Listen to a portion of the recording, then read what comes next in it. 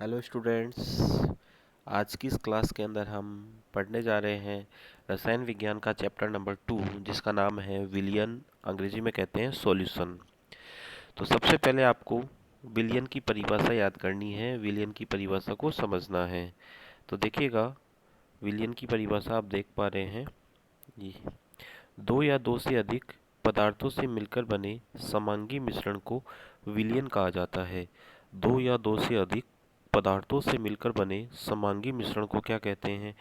विलियन कहते हैं। समांगी मिश्रण का तात्पर्य आपको पता होना चाहिए, जैसा कि मैंने आपको क्लास 11th में भी पढ़ाया था। समांगी मिश्रण का मतलब वह मिश्रण होता है जिसमें सभी अवयवों का वितरण क्या हो, एक समान हो। तो दो या दो से अधिक पदार्थों से मिलकर बने समांगी मिश्रण को विलियन कहा जाता है। अब देखिएगा, विलियन जो होता है उसके दो भाग होते हैं। विलियन के दो भाग होते हैं। नंबर एक विलेय, नंबर दो विलायक। विलेय, सबसे पहले हम बात करेंगे विलेय की। विलेय किसी विलियन का वह भाग होता है जो सामान्यतया कम मात्रा में उपस्थित होता है। जो भाग अधिक मात्रा में उपस्थित होता है उसे हम क्या कहते हैं? विलायक कहते हैं।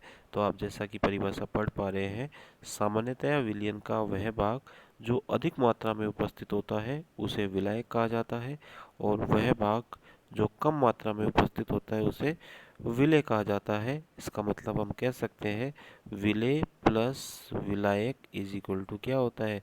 विलियन होता है। फॉर एग्जाम्पल, आपने एक गिलास पानी के अंदर कुछ मात्रा चीनी की घोल दी, तो यहाँ पर जो चीनी है वो विलेय है, और जो पानी है वो क्या है? विलायक, क्योंकि पानी अधिक मात्रा में है और चीनी कम मात्रा में है। अब देखिएगा, विलियन के प्रकारों की हम बात करेंगे। विलियन के प्रकार, तो देखिएगा, विलियन के प्रकारों को समझाने के लिए यहाँ पर मैं आपको तीन आधार बताऊंगा। पहला आधार बहुत आसान सा है, अवयवों की संख्या के आधार पर। द्विअंगी विलियन, त्रिअंगी विलियन और बहुअंगी विलियन। तो देखिएगा, द्विअंगी विलियन क्या होता है? जिसमें दो अवयव उपस्थित हो। जिसमें कितने अवयव उपस्थित हो? दो। त्रिअंगी विलियन क्या होता है? जिसमें तीन अवयव उपस्थित हो।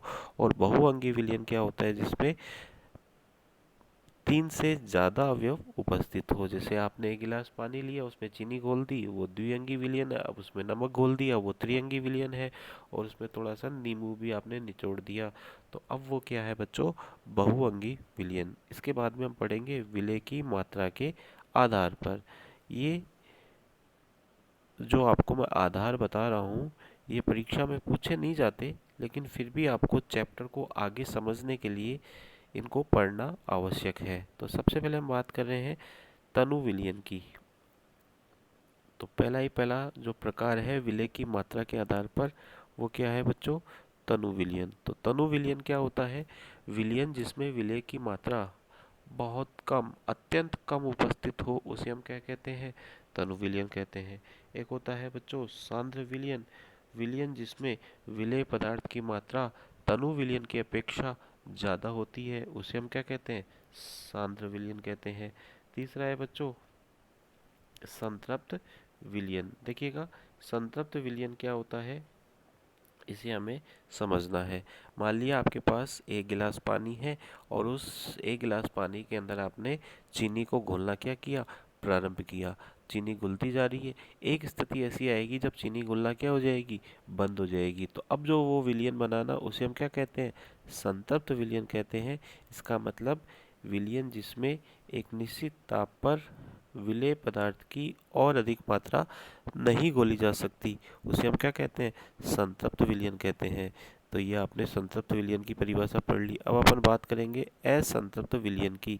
तो बच्चों सुनिएगा, असंतृप्त विलियन क्या होता है? संतृप्त विलियन से पूर्व की अवस्था को हम असंतृप्त विलियन कहते हैं। अर्थात विलियन जिसमें विलेय पदार्थ की और अधिक मात्रा एक निश्चित ताप पर घोली जा सकती है, उसे हम क्या कहते हैं? असंतृप्त विलियन कहते हैं। तीसरा जो प्रकार है, पांचवा जो प्रकार है, वो है अति संतृप्त विलियन। विलियन जिसमें विलेय पदार्थ की मात्रा संतृप्त विलियन की अपेक्षा क्या हो? अधिक हो। अब आप कहोगे कि सर संतृप्त विलियन तो वह विलयन होता है जिसमें विलेय पदार्थ की और अधिक मात्रा हम घोल ही नहीं सकते। तो मुझे एक बात बताइएगा, हम तापमान को बढ़ा के तो घोल ही सकते हैं, तो अति संतृप्त विलयन बनाने के लिए तापमान को क्या किया जाता है, बढ़ाया जाता है, और तापमान बढ़ा के उसमें और अधिक विलेय घोल दिया जाता है। ऐसे विलयन को हम क्या कहते हैं, अति संतृप्त विलयन कहते हैं। इस विलयन को, संतृप्त विलयन को गर्म करके विलेय पदार्थ की और अधिक मात्रा को घोलकर प्राप्त करते हैं, और यह विलयन कैसा होता है बच्चों, अस्थायी होता है। तो ये मैंने आपको बताया विलेय की मात्रा के आधार पर। अब हम बात करने जा रहे हैं बच्चों विलायक की भौतिक अवस्था के आधार पर। तो बच्चों सुनिएगा, इस आधार पर विलयन जो होता है वो 3 प्रकार का होता है। यानी इस आधार पर विलयन 3 प्रकार के होते हैं, जिन्हें आगे कुल कितने भागों में बांट दिया गया है, 9 भागों में। और वो कौन कौन से हैं वो सुनिएगा। नंबर 1 ठोस विलयन, नंबर 2 द्रव विलयन, और नंबर 3 गैसीय विलयन। इस टेबल को आप एक बार पढ़िएगा, अगले लेक्चर के अंदर हम इस टेबल को आपको समझाएंगे। तब तक के लिए धन्यवाद।